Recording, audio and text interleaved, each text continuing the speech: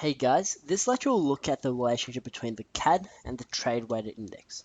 So to refresh your memories, we're going to look at what the CAD is first of all. So the CAD basically is where debits exceeds credits on the current account. And the current account consists of net goods and services, or the balance on goods and services, the balance on primary and secondary income. So basically the transactions, the day-to-day transactions between Australia and the rest of the world.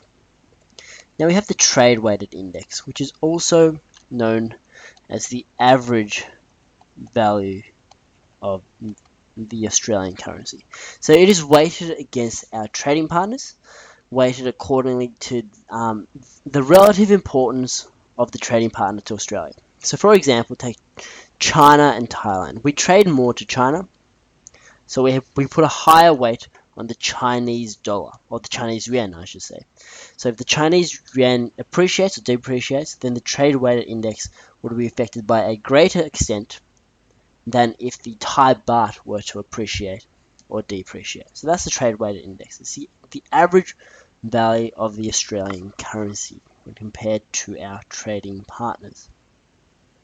So now let's look at the relationship between the CAD and the trade weighted index. So we talked about the exchange rate. So let's assume that the trade weighted index is basically another measurement of the value of our exchange rate. And as we know, the CAD can be broken down into a few different sectors. So first we have goods and services. We have the balance on goods and services, and this entails exports and imports. So as we talked about in the lecture on exchange rates, when the exchange rate appreciates, our exports become less attractive because foreign non-residents to buy the Australian exports, say iron ore, they would need to forego a greater amount of their own currency in order to exchange for the Australian currency before they could purchase what our domestic exports. So say for example iron ore or coal. So if China wanted to buy coal for $100 million and the exchange rate was 1 AUD to 5 RMB, they could only buy, or they would need to use 500 million RMB to purchase that $100 million worth of coal. So at the moment, with the exchange rate being 5 to 1, they would need 500 RMB to purchase 1 AUD. So now let's say the Australian dollar appreciates to 1 AUD to 6 RMB. This means now that they were to buy the same amount of coal, so $100 million worth of Australian coal, they would need to forego 600 million RMB. So therefore, our exports become more expensive and therefore less attractive in the international market. So assuming that another country such as Brazil can sell the Chinese the same quality of coal and the same quantity of coal, then they're going to purchase from Brazil rather than Australia. So that's an example of how when the exchange rate increases, our exports become less competitive. And by the same token, when the exchange rate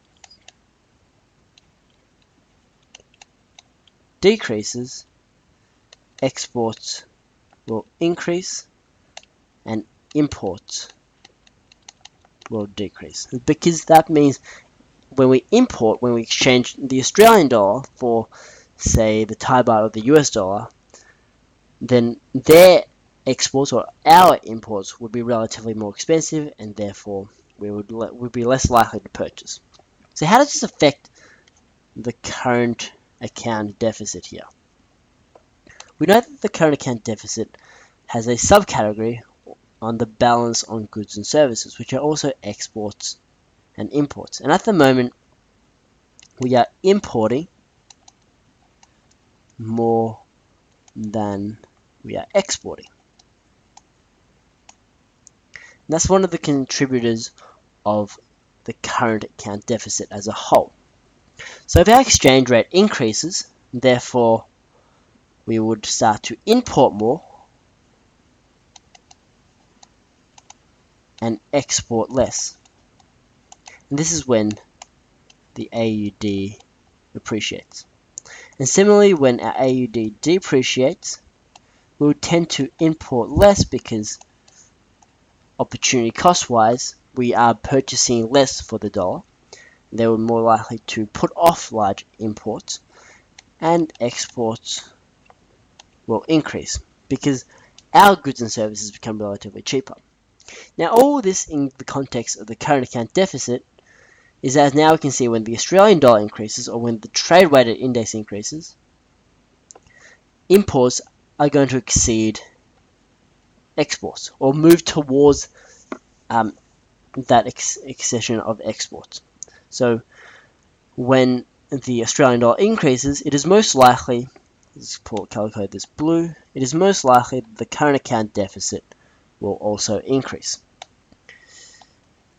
In a light turquoise color, when the Australian dollar decreases or depreciates, then imports would decrease and exports would increase, and therefore this would be a movement towards a current account surplus, and the current account deficit would decrease.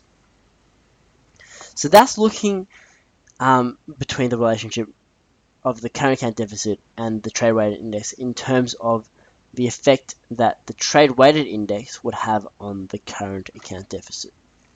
Now let's look at a brief example of how the current account deficit could actually in fact change the trade weighted index. So let's assume that the current account deficit is getting larger. So as the current account deficit becomes bigger, there is a greater downwards pressure on the Australian dollar. So what this means is that as we are increasing our CAD, this would necessarily mean that our imports are exceeding our exports, or our net primary incomes, or the debits in our net primary incomes, exceed the credit on primary income. So we're paying interest overseas, so we need to convert our currency to overseas currency. So what this means is when the CAD increases, there is an extra supply of Australian dollars. So we're going to look at the quantity and the exchange rate. I'm just going to denote that E. And we have the supply of Australian dollars in the foreign exchange market. So when the current account deficit increases, it means either two things. There's a negative balance on the goods or services account, or there is a negative balance in the primary incomes account.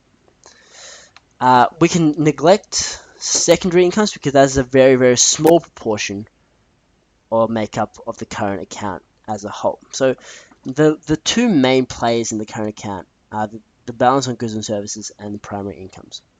So with the CAD increases, the balance on goods and services tend to decrease, and therefore if we're importing more, then we are putting or we're injecting more of the Australian currency into the international market, because to purchase imports we need to convert the Australian dollar to a foreign currency initially.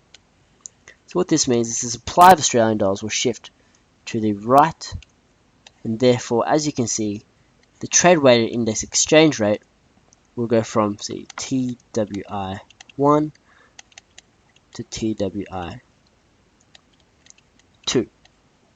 So as you can see, when the CAD appreciates, it is more likely that as a result the trade weighted index would decrease, and often this means our exchange rate would also decrease compared to a host of other nations.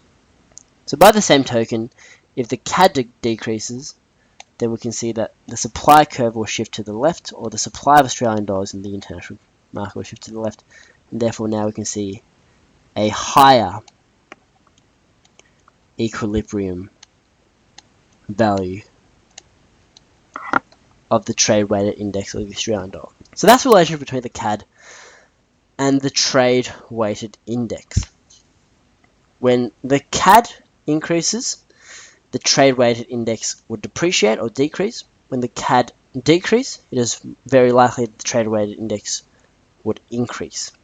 And similarly, if the trade weighted index increases or exchange rate increases, then our CAD is most likely to decrease, and if the trade weighted index depreciates, then when the trade weighted index depreciates, then the exchange rate depreciates, and therefore the CAD is most likely to decrease.